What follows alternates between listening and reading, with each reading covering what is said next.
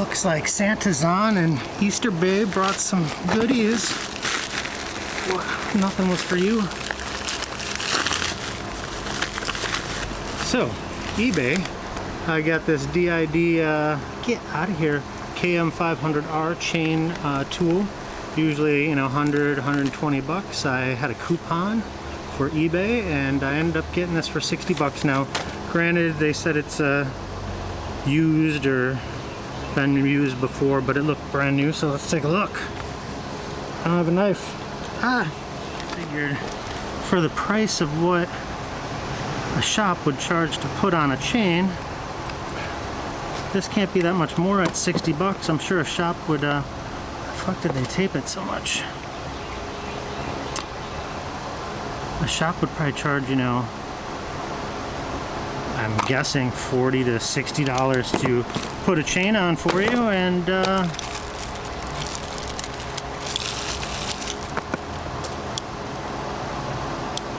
doesn't even look used to me. Maybe it's not factory spec, who knows? Could be a factory second, I don't know. But I'm sure it's gonna do just fine. So, got the chain tool. I didn't even know it was gonna come with a little box and instructions. I thought it was just gonna be the bare tool, but bonus. And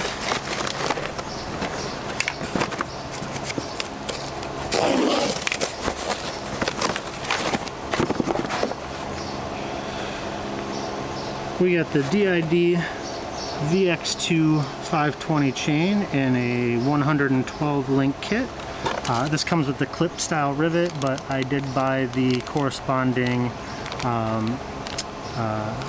press rivet and so that's what I'll need that tool for, because I'm sure the clip styles are fine, but I don't know, it's just peace of mind. I think this was $78 and this was another $8.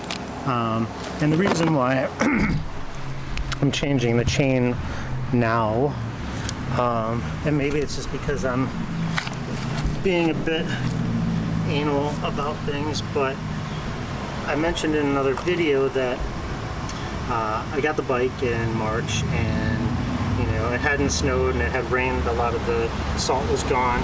I picked it up on a dry day, rode it around a couple days, put it in someone's garage for like a month, because then winter picked back up. And then I picked it up after, you know, the snow was all gone, it had rained a bunch, you know, the salt was all washed away, and it had the factory grease on it, like a lot of it. So I just thought, well, that's probably good for, you know, 300, 400, 500 miles until I do my first service, and then I'll clean and lube the chain.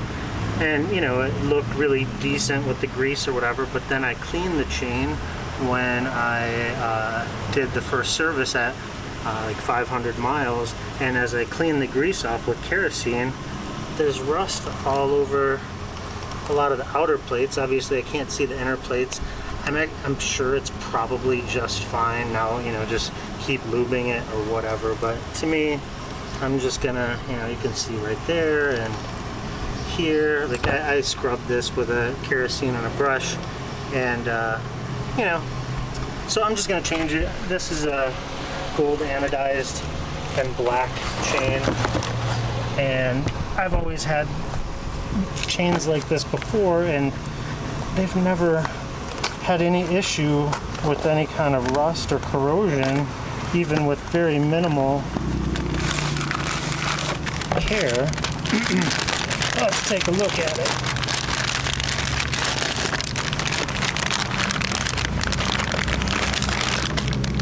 So it's plated on the outside, and oh yeah, lots of grease. And maybe these are just plain steel, but like I said, I've never had any issue with this type of chain on other bikes.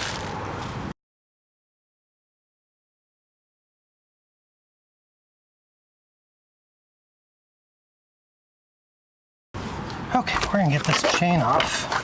Oh, I got a Dremel and a metal cutting wheel. Probably use an angle grinder or something. So that chain tool will press out one of these rivets, but you do need to kind of get the head of the rivet off. and this looks like an endless chain. I don't even see a rivet master length. They're all the same, so from the factory they came already pressed like this. So I'm just gonna look for one and cut it off. Put that in gear. Wear some eye protection.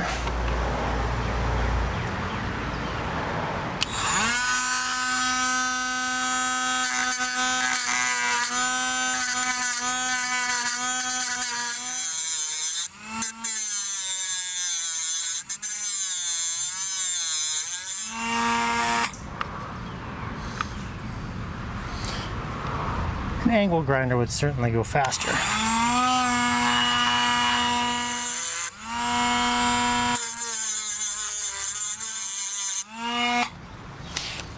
Okay, we've ground off the top of that, and we'll be able to push that through with the chain tool. So I'm gonna go grab that and the tools with it, and we'll do that. We're gonna take this out of gear and rotate this down here so we can play with it.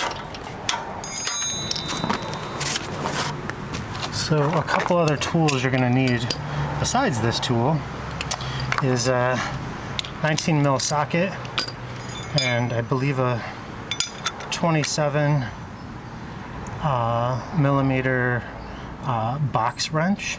I have a 1 1/16. I don't even know how I got this or what I ever got it for, but that is almost exactly 27 millimeters, so that will just work just fine.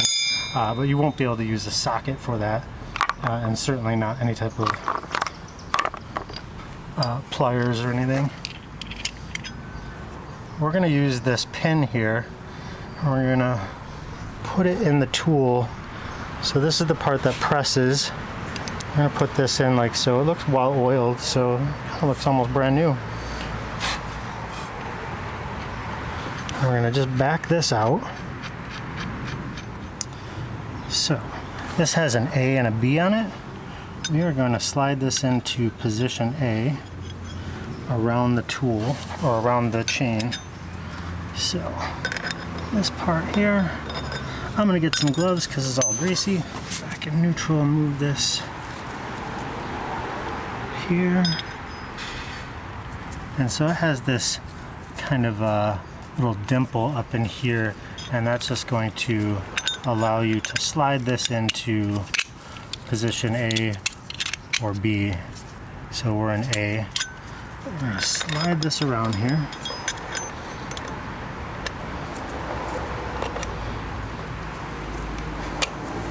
Put it into position A, and I don't know if you can see in there. We're going to line this up with where the pin is.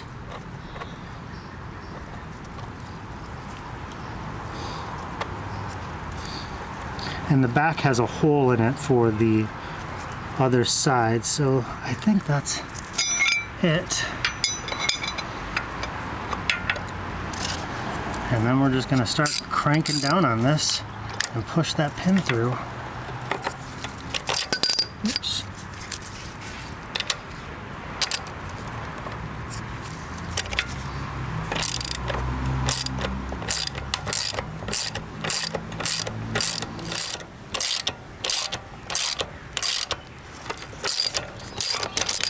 And there we go. Back the tool off.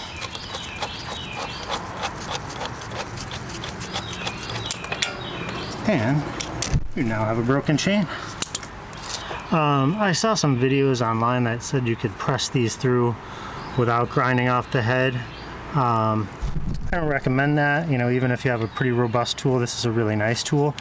I don't want to risk ruining the tool. And it's just, you know, it took a couple minutes to grind the head off of that. So easy enough. Okay, let's chain off.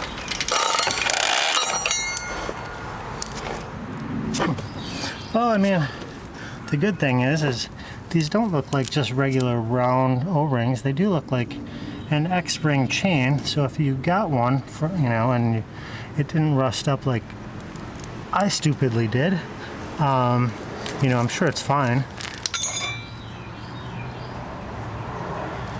Just checking the inner links, you know, just because like I said, I had the corrosion on the outside. I don't know if it made it into the inside, but if you get corrosion on the faces that touch the O-ring, then that compromises the seal, and I'm already getting it on the outer plates. So like I said, I'm just going to do it now, and I've had better luck with the D.ID chains. So I'm going to clean these sprockets. I'm going to go grab some kerosene. I just got kerosene at Walmart. You know, you can get a gallon or a quart of it. I think a gallon is $10 and a quart is like $6. I'm gonna just move this back because I don't want to get any on my camera.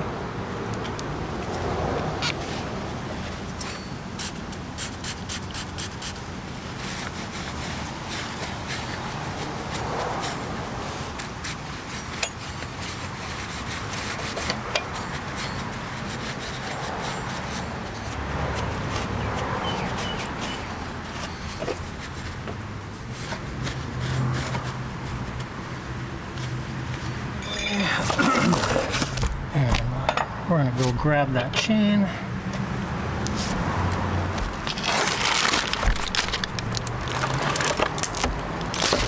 Try to get it on the dirty ground. So I've got a piece of cardboard laid out here just to take a look at it.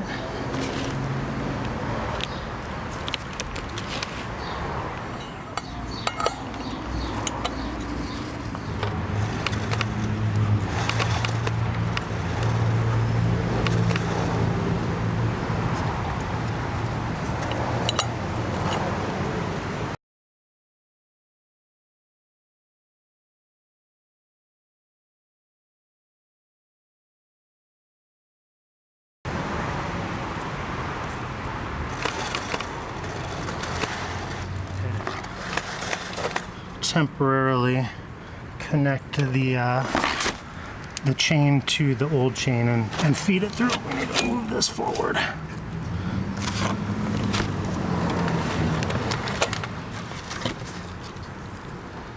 There we go. We're gonna have plenty of room. Perfect. And like I said, I just have a piece of cardboard here. If you're doing this outside, you don't want picking up sand and grit right on it from the get-go.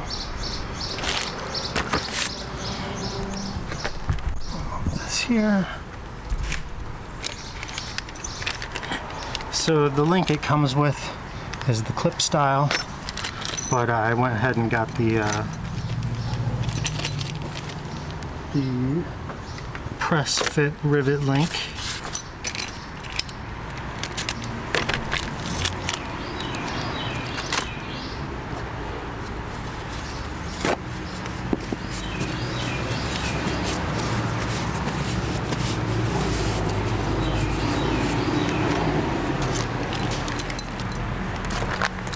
So it's going to come with the link, both sides, some O-rings, and some grease. And what we're going to do is take some of this grease, and we're going to put it all over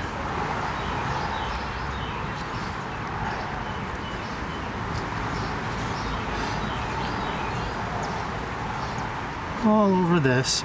We're even going to press some into the rollers, but we want to be nice and thorough and liberal with the grease. Get a couple of these O-rings here. So I've got the two O-rings on the one side. Because I have the clip style one, I got 2 packets of grease, so you can go crazy with it. Squeeze some grease in there.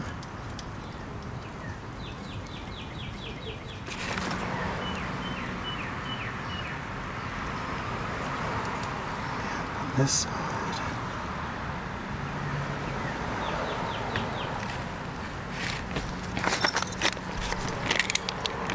I'm gonna get some more grease.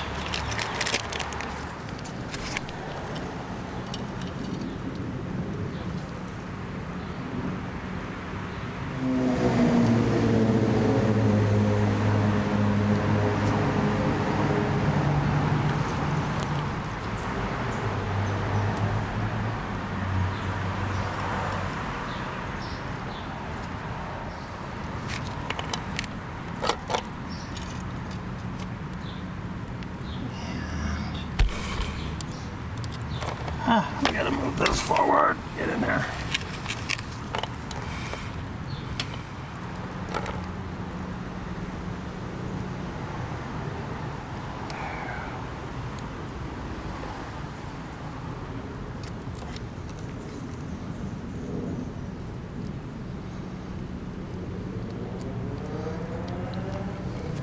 With your greasy gloves, try and grab the other piece.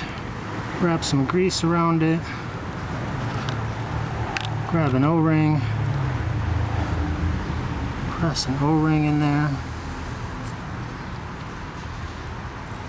another one on here,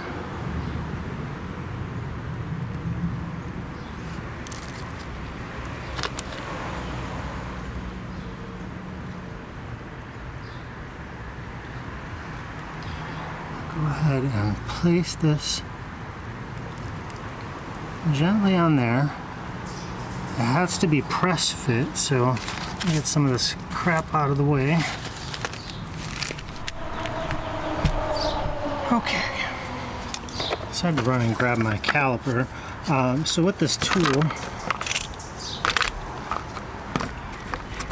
it's going to press this link into place before we rivet it, so it's going to press it onto those rivets, but we want to make sure that, I think technically this tool only presses the specified amount, but just to be sure,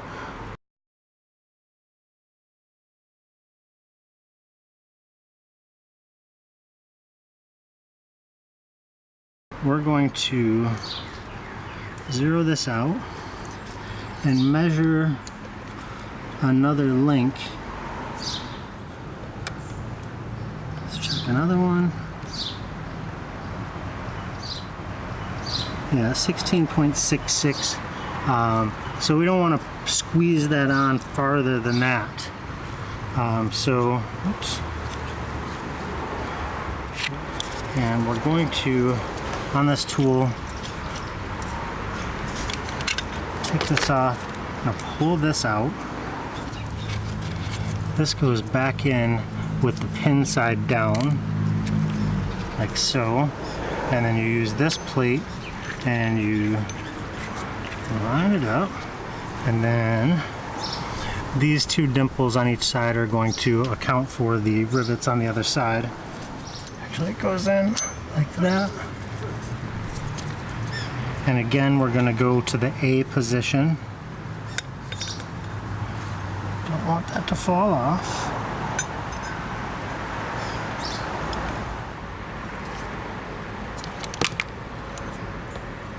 Everything's so greasy.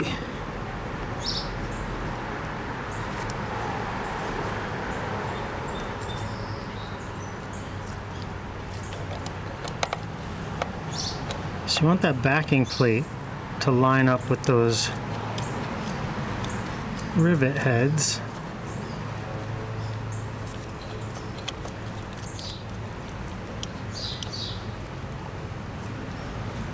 Just get it snug enough so everything doesn't fall apart. We're gonna take a look in here.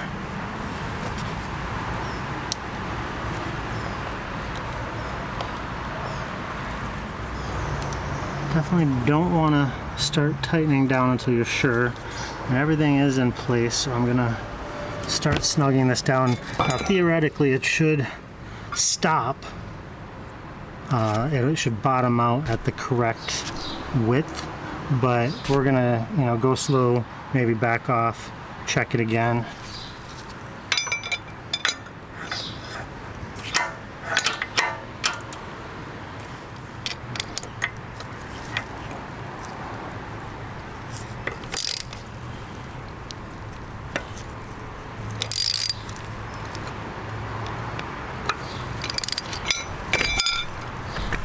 double check, because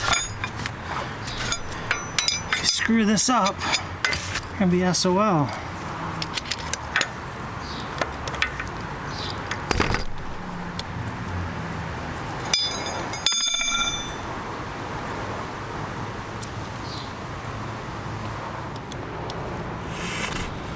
This in gear. Stop moving around.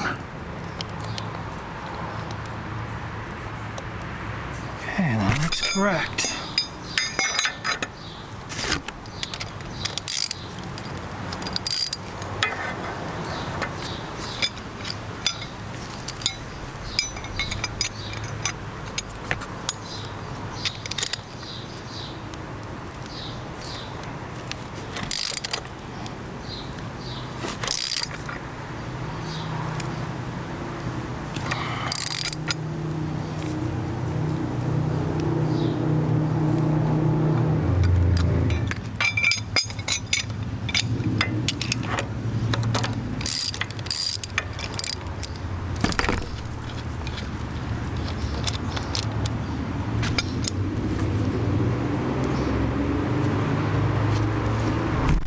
Okay, as you can see, they are pressing in. They haven't fully come through yet, but it was aligned enough to start pressing through. So let's go ahead and keep going.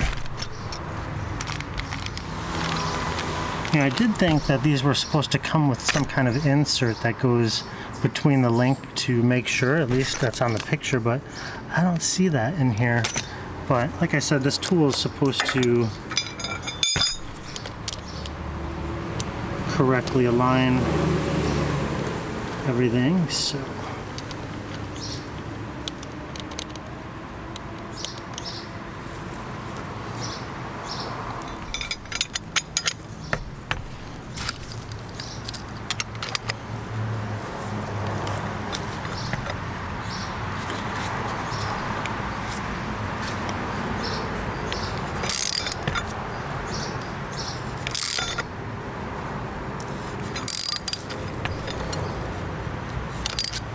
I feel like it might have bottomed out there.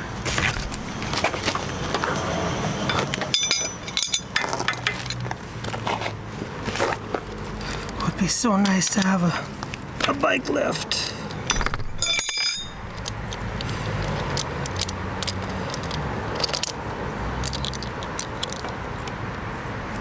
No kinks or anything. Caliper.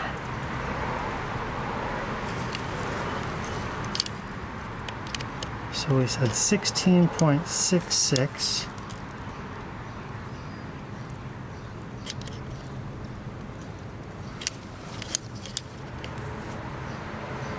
That's 16.8. So let's try a little bit more.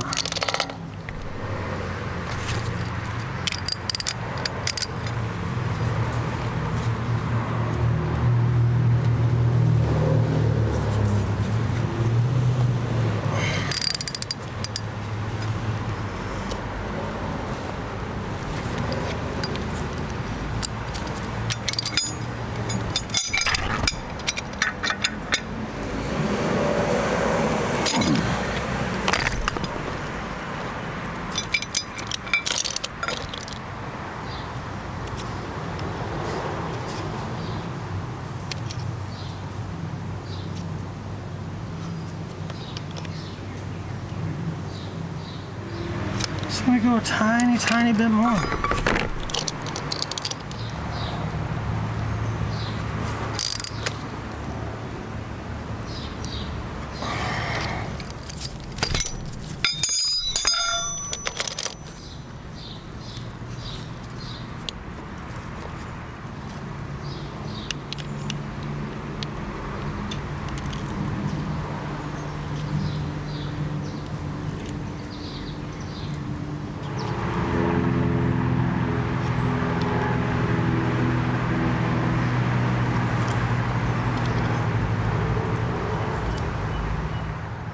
I think that might be fine.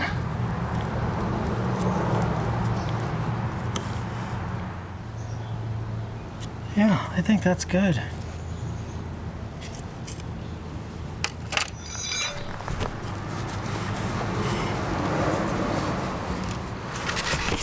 Okay, to rivet this down, you need to take this, it's already in there like that, but you need this facing towards the chain, so you're going to insert it here, and then this backing plate goes on, and you're going to slide it over and around to position B, and what that allows is the back of this rivet will sit over or into that inset so it's not getting crushed.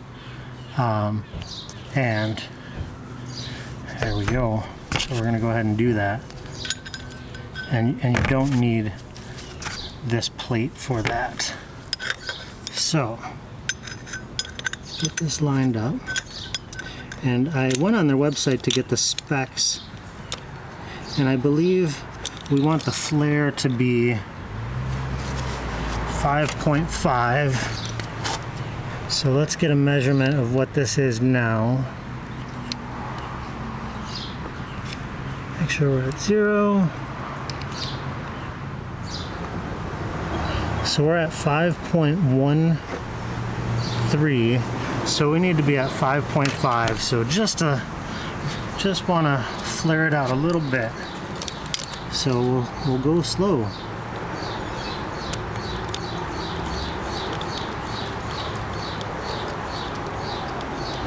And this is going to seat itself, but you certainly want to make sure that it's seated properly over that rivet, and the back side is also aligned, and get it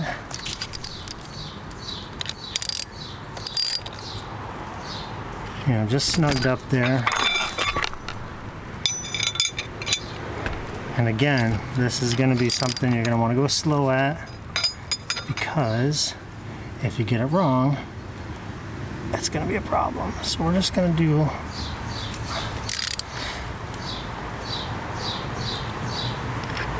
that much to start.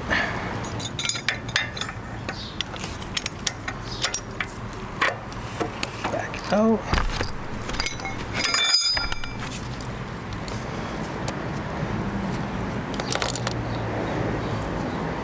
Probably didn't flare it at all, but let's just get our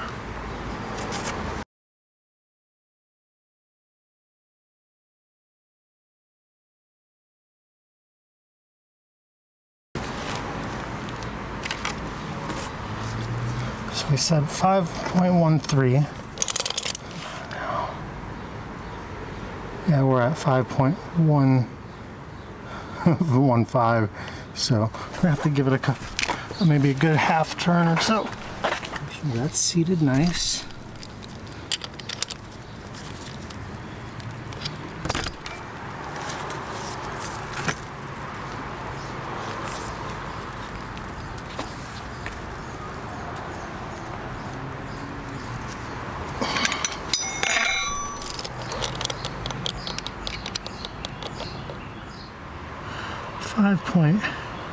.22.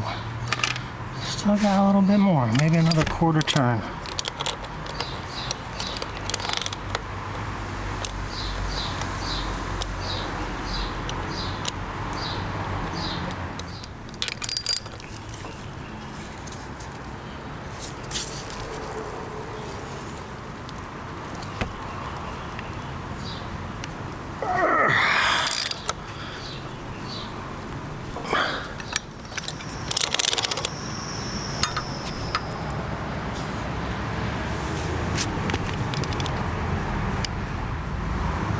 .55, right on it.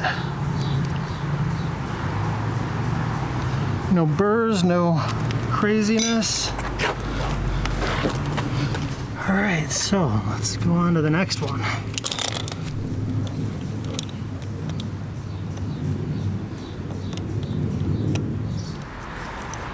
And I can see that it's seated. I feel like in all that checking, that was at least 3/4 of a turn, so I'm not going to stop as much on this one.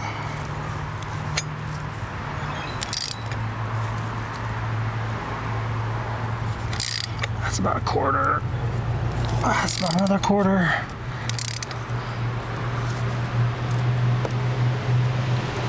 And that's about 3/4.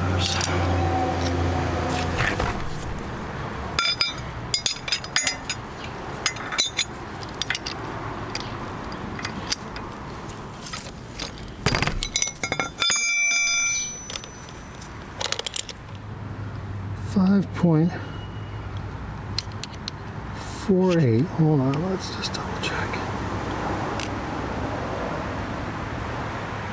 No, you know what? I think these are both good. So that was about 3/4 of a turn to get that.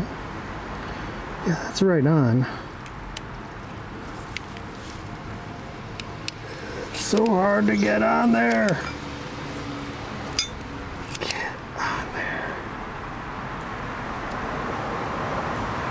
Yeah, this one's 5.57, so it went a little bit more, but that's fine.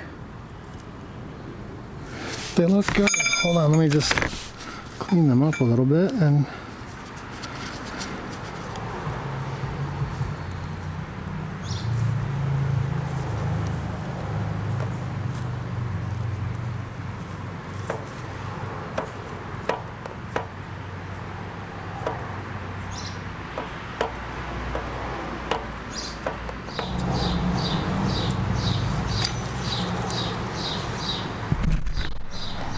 there they are.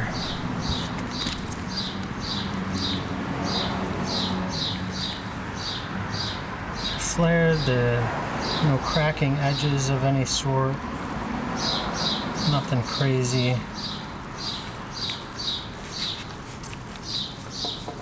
Everything seems just as free as any of the other links. So I think that's good. Alright, I'm gonna take a break and we'll go ahead and put all this other stuff on, and then we'll go over how to